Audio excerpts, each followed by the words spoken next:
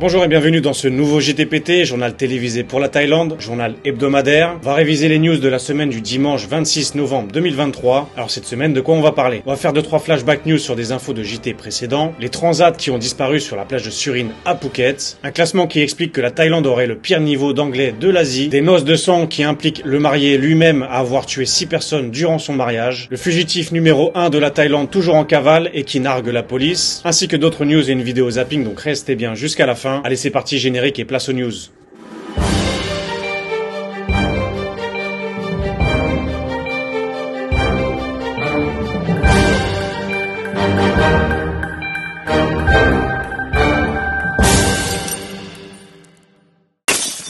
Flashback news, donc comme j'en ai juste parlé la semaine dernière, il y avait plusieurs incidents de gens qui voulaient sauter ou qui sautent de leur balcon. Ce coup-ci, c'est un touriste coréen qui a failli sauter du balcon, il a menacé de le faire, suite à une déception avec une femme thaïlandaise. Alors ça se passe toujours dans la même ville, celle de Pattaya, ville championne nationale de saut en parachute sans parachute, donc l'article. Le 26 novembre 2023 à 16h, la police de la ville de Pattaya a reçu un appel de détresse à propos d'un étranger qui manifestait un comportement erratique dans une copropriété de haut de gamme. L'enquête préliminaire a révélé qu'un homme sud-coréen de 41 ans, identifié comme étant monsieur Seung-won, tenant un couteau à éplucher des fruits, menaçant de sauter du balcon du 8e étage de l'unité, rapporte Siamara. Proclamant à haute voix son désir de se suicider, interdisant à quiconque de s'approcher. Affirmant qu'il était en état de stress dû à une petite amie trompeuse qui s'est enfuie après avoir pris son argent, a révélé qu'il avait eu des problèmes cardiaques quand il est arrivé à Pattaya. Donc la police l'a escorté à l'hôpital pour un examen médical et le mettre en contact avec sa famille en Corée pour éviter que l'incident se reproduise. Alors doucement les gars, si vous avez un cœur d'artichaut ou un cœur en éponge, dans ce cas-là, peut-être éviter de fricoter avec des femmes thaïlandaises, parce que certaines, malheureusement, sont trop intéressées par l'argent. Si vous êtes trop fragile,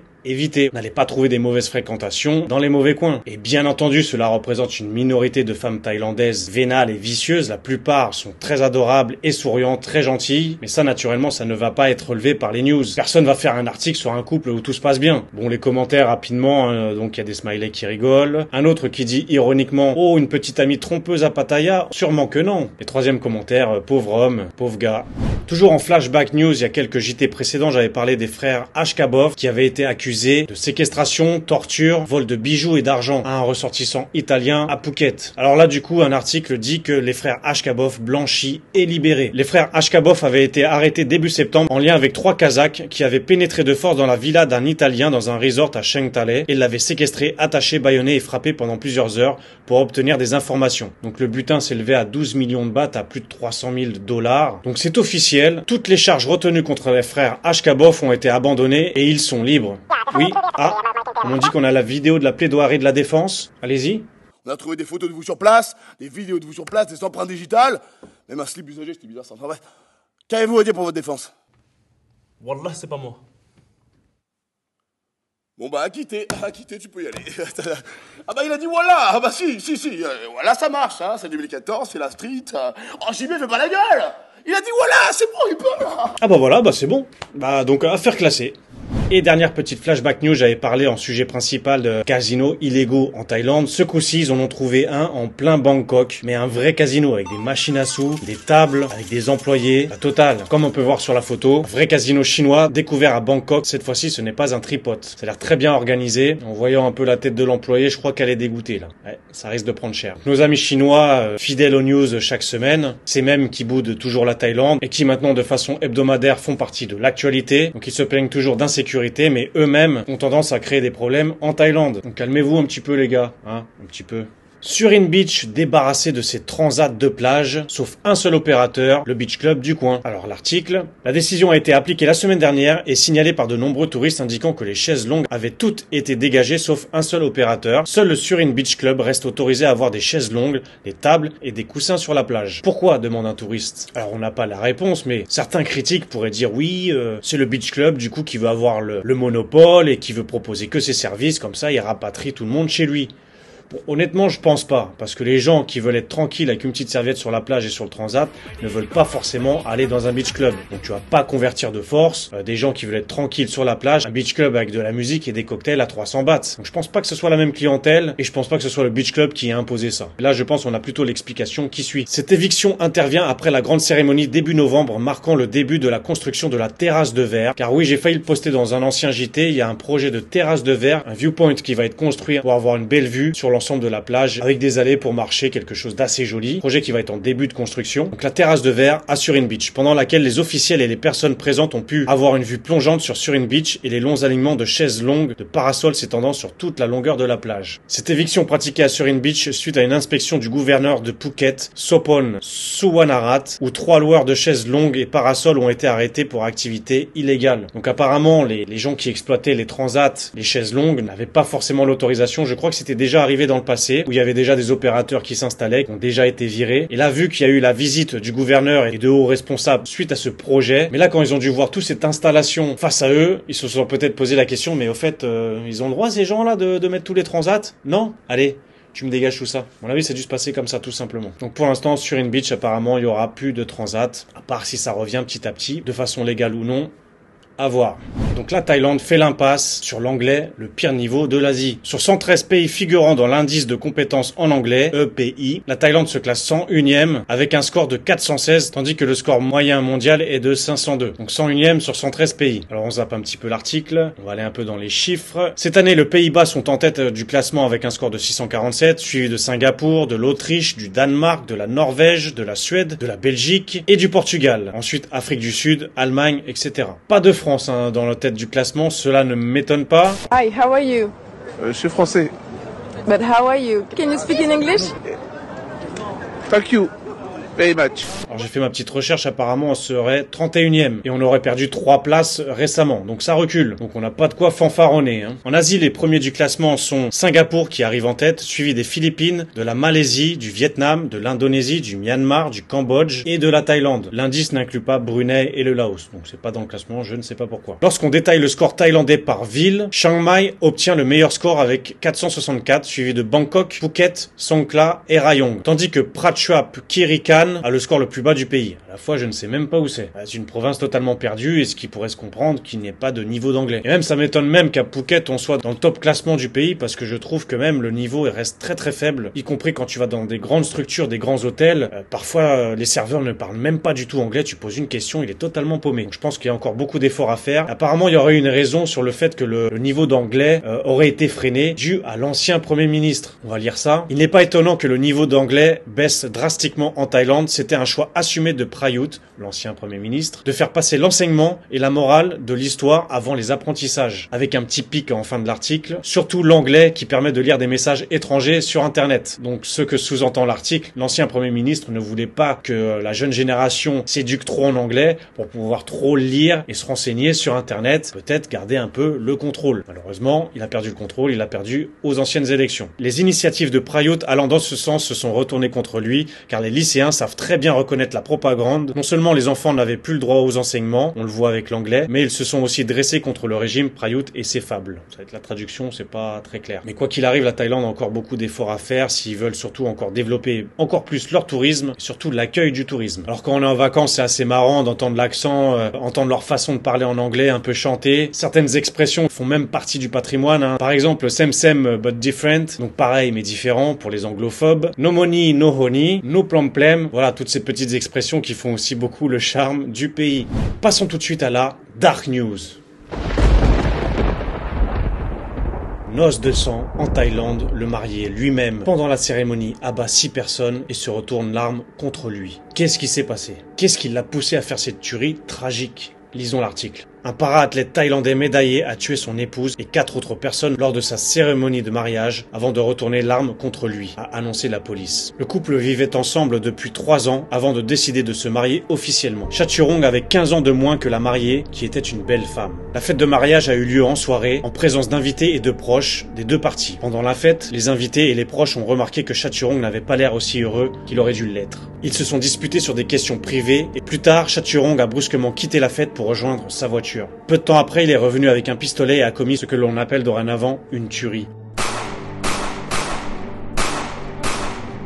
En tirant des coups de feu sur la mariée, sa mère, 62 ans, sa sœur cadette, 38 ans, un invité, 50 ans et un autre invité, 28 ans, a été gravement blessé avant de décéder quelques heures plus tard, touché par une balle perdue. Chaturong s'est ensuite suicidé. Avec cette arme, il est mort sur le coup. Police enquête pour déterminer le mobile de ces meurtres. Donc on n'aura pas la réponse, on l'aura peut-être jamais. Un homme qui le jour de son mariage a décidé de péter un plomb, il se serait disputé le jour même et l'aurait poussé à commettre cette tuerie incompréhensible. Pourtant il avait l'air de plutôt réussir sa vie, après avoir été militaire, d'avoir gagné des Jeux Olympiques, de se marier avec sa femme. Et finalement non, tout tombe dans le drame. Ceci remet encore en cause l'afflux des armes en Thaïlande, la facilité de se les procurer, ce qui malheureusement donne des faits divers assez tragiques comme celui-ci. Passons à la news suivante. Autre news, il y a des vidéos virales qui tournent de l'évadé numéro 1, toujours en cavale, qui ridiculisent les autorités. Ces mêmes autorités pourraient peut-être avouer qu'il a finalement raison. Donc un rebondissement dans cette affaire. Alors l'article, Monsieur Chao Walid, 37 ans, qui purgeait une peine pour tentative de meurtre après la fuite vers la chaîne de montagnes de Bantad, qui s'étend sur les provinces de Pantalung, Trang et Satun. Donc je vous montre sur la map quelle région c'est vraiment proche de la frontière malaisienne. D'ailleurs à l'époque quand j'en avais parlé dans l'ancien JT, il était soupçonné d'avoir passé cette frontière. Mais non, il est toujours dans le pays. Après s'être échappé de l'hôpital de Maharat Nakhon Sitamarat le 22 octobre où il avait été emmené pour des soins dentaires. Donc pendant ces soins dentaires, il avait faim de s'être évanoui, de faire un malaise pour devoir rester une nuit supplémentaire dans l'hôpital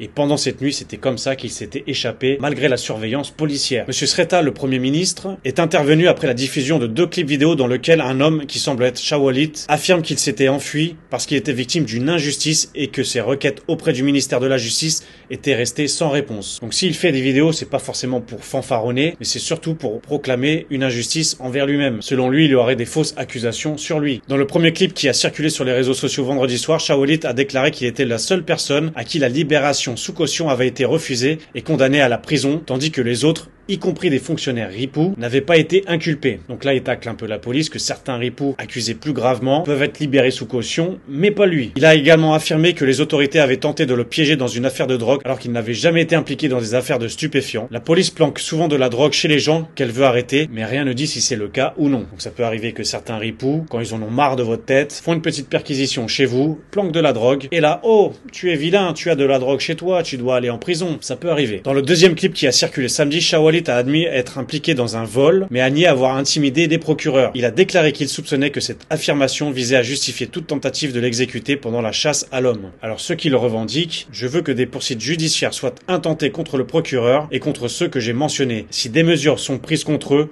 je me rendrai. Donc il fait une sorte de chantage pour que s'il tombe, il ne tombe pas seul. Il veut faire tomber les personnes qui l'accusent à tort. Sinon je serai mort si je me rends. S'il n'y a pas de justice, je ne me rendrai pas, a-t-il déclaré. Alors c'est vrai que c'est dangereux pour lui car maintenant il y a vraiment une chasse à l'homme. D'ailleurs une mention dans l'article le précise. Le retrouver mort, c'est pourtant le plus probable. Les chefs de la police ont laissé entendre que les hommes avaient le droit de tirer. Donc ouais, il sent que c'est chaud pour lui car s'il commence en plus de ça à trop parler, à balancer des ripoux, à balancer des procureurs, à mon avis, il risque d'y avoir de fortes probabilités qu'on le retrouve plutôt mort que vif. Affaire à suivre. Allez, on revient sur quelque chose d'un peu plus festif. Il y a eu, il y a quelques jours précédents, l'événement, la grande fête de Loy Krathong, qui se célèbre, comme je l'ai expliqué dans le JT précédent, par des petites embarcations faites de fleurs et aussi le lancer de lanternes. D'ailleurs, à Chiang Mai, qui est un des endroits principaux pour fêter cet événement, le lancer de lanternes avait été interdit, banni par le gouvernement. Alors, je vous laisse voir le résultat, du coup.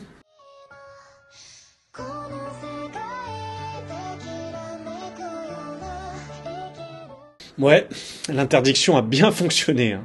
Alors, c'est sûr qu'il y a une retombée certainement peut-être écologique, que ça pollue de faire ces choses-là, mais aussi surtout la crainte des incendies. C'était le motif principal pour lequel ces lancers de lanternes avaient été bannis. Faut avouer, c'est quand même joli, c'est magnifique. Feux d'artifice, lanternes, plein de lumière dans les yeux. Difficile de ne pas aimer. Autre chose aussi, les petites embarcations qui sont normalement posées sur la mer ou dans les rivières, dans les lacs, ont été demandées à faire en matière biodégradable ou à base de nourriture de poisson. Malheureusement, ces fameuses embarcations faites à base de nourriture de poisson ont fait quand même des dégâts. Ils appelaient ça le pain écologique. Donc pain écologique Krathong, étincelle massacre de poissons à Bangkok, Loy Krathong. Bien qu'il soit promu comme une alternative éco-responsable, les Krathong faits de pain ont tué un grand nombre de poissons lors de ce festival Loy Krathong, selon un officiel de Bangkok. Donc voilà cette alternative qui a été proposée et qui a été faite pour éventuellement que ces embarcations servent à nourrir les poissons. Apparemment, ça les a tués plus qu'autre chose. Donc à revoir. Moi, ce que j'ai apprécié du côté de Phuket, plus précisément de Patong, c'est qu'au lieu de, comme les années précédentes, de déposer les petites embarcations sur la mer qui de toute façon reviennent avec les vagues, donc ils ont installé des sortes de piscines, des bacs à eau, comme on peut voir sur la vidéo, dans lequel vous pouvez faire la même action, faire vos petits souhaits, vos petites pensées, tout en ne polluant pas la mer. Donc je trouvais que ça c'était plutôt une bonne alternative, plutôt que justement ces pains écologiques, nourriture à poissons qui n'ont pas du tout fonctionné. Donc voilà, on peut garder les traditions tout en évoluant, en essayant de faire le moins de dégâts possible, je pense. Allez, tout en parlant encore de fêtes et de traditions, qu'est-ce qui arrive bientôt? Le Nouvel An. Donc on va passer à l'année 2024. Et qu'est-ce qui va se passer en 2024 en France? Les fameux Jeux Olympiques très attendus. D'ailleurs, il y a une très bonne nouvelle qui est tombée. Un QR code, le retour, sera nécessaire pour circuler pendant les JO 2024 à Paris. Donc que vous soyez à pied ou à véhicule, pour pénétrer dans certaines zones, vous allez devoir montrer votre petite application et le petit QR code. Ça nous rappelle des très bons souvenirs. Mais maintenant, ça a tellement été adopté, c'est tellement normalisé, que voilà, il est bien de retour, le petit QR code de contrôle. Donc j'espère que vous allez apprécier ces JO 2024. Faites-vous plaisir. Dernière petite news au passage, s'il y a quelques geeks qui me regardent. Donc après-demain, le mardi 5 décembre, il y aura le trailer du nouveau jeu GTA 6, qui est attendu depuis plus de 15 ans, je crois. C'est un des plus gros jeux qui existent au monde. Je crois que ça va faire un raz-de-marée. Donc si des fois, il n'y a plus du tout de vidéo de JT, vous connaissez déjà le nom du coupable. Non, je rigole.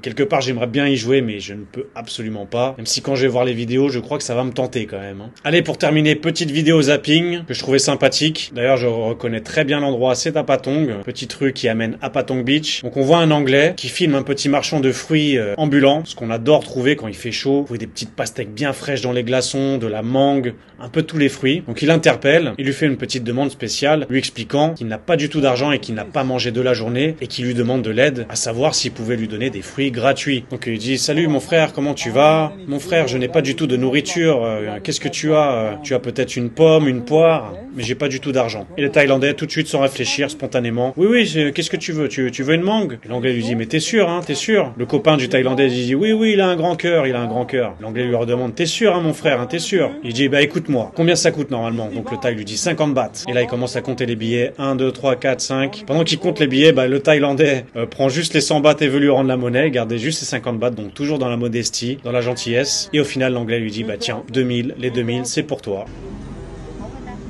2000, my brother. For me. That's for you, my brother. For being so kind. Thank you very much. Thank you so much, brother.